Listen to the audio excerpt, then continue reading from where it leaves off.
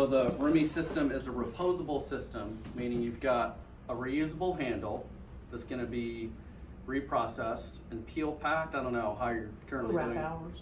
Okay. Okay, nice. Because some of them go in the robotic sacks, whatever your policy is here. Reusable handle. And then you're going to have a disposable cup, which looks like this, and sterilized.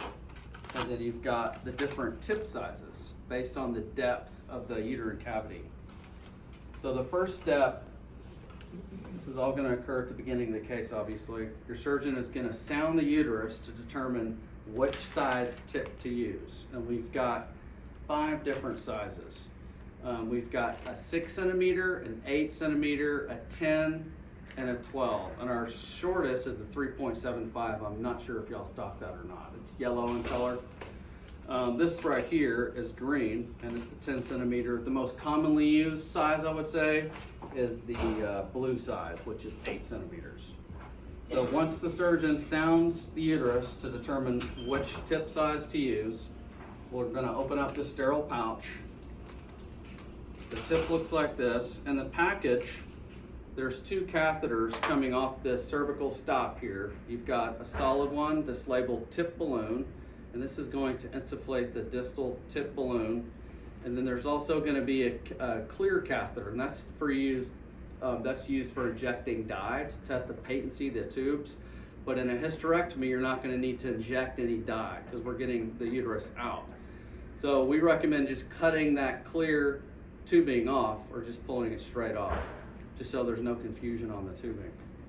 So the first step for the surgeon is to insert the Rumi tip onto the reusable Rumi handle. You're just going to place the stainless steel pin into the hub at the end of the handle, and you're going to give it a firm twist until it's fully seated. And then you're going to feed the tip balloon catheter into the channel on the side of the reusable handle. There's 3 grooves, 1, 2, and then 3, all the way back through the handle to keep this out of the way as we backload our next disposable component, which is called the cup or Rumi cup. And you've got 4 different sizes of the cup. I think y'all only stock 3 here though, a small, medium, and large. We also have an extra small. They range from 2.5 centimeters all the way up to 4. 2.5, 3, 3.5, and 4. The most commonly used size is the 3.5 cup, I would say. So you'll open this up, and again, this is going to be based on the diameter of the patient's cervix, all right? So your surgeon's going to eyeball the cervix and call for the appropriate cup. So the next step is to simply backload the cup. In the package, it comes like this. You're going to drop the back half. The surgeon will backfeed it over the Rumi tip. And then there's a white arrow on the interior side of the cup that you're going to back up to the black line to meet with the black arrow on the top of the reusable handle. And then you're just going to pop up the lower half and then pull it back past the blue handle to where you're locked and loaded and ready to insert into the uterine cavity. So the next step is to dilate your cervix up to insert the Rumi tip. This is 6.7 millimeters in diameter. It usually takes like a size 8 dilator to take it into the uterine cavity. This will go all the way in. In order to anchor that tip in the uterine cavity, you're going to need to inflate that balloon that's at the end of the tip. Does that make sense? Mm-hmm. And with that, you're going to use a,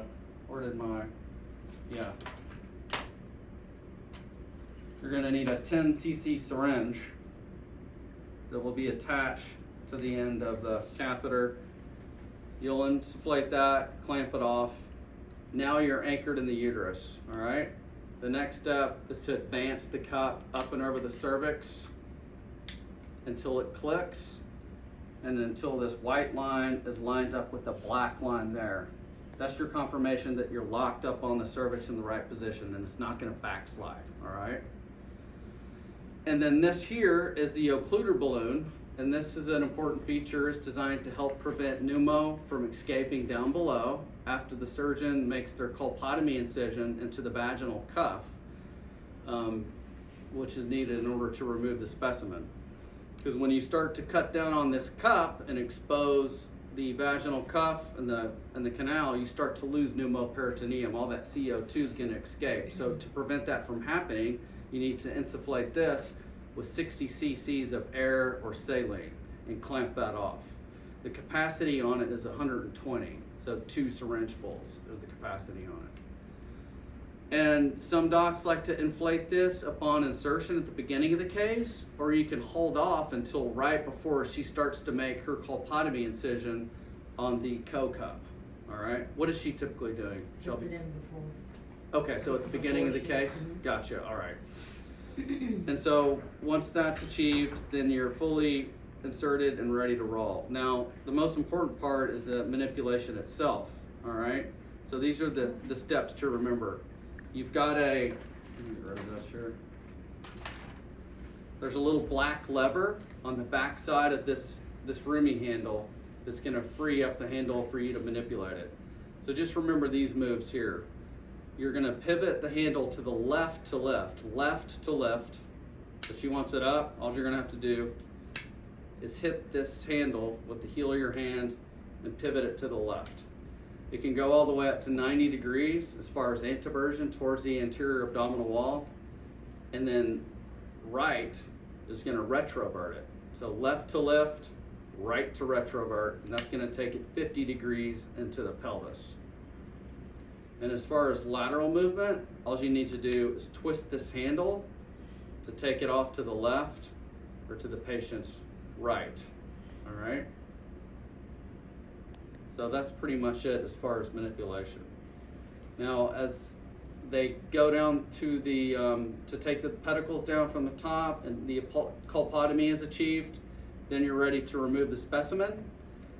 At that point, you can simply deflate the occluder balloon, because now you're gonna be taking the specimen out and just remove the uterus, all right?